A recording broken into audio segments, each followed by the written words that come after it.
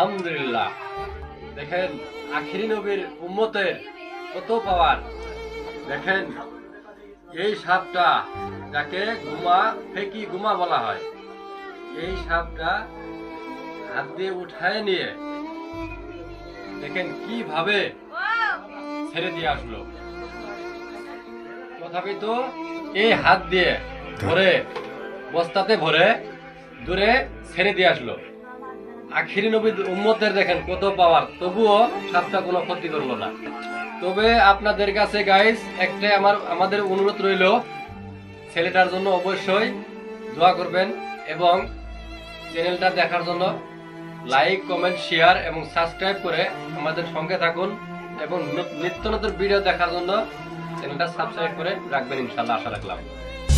चला गया चांद कहाँ आसमां को छोड़ के।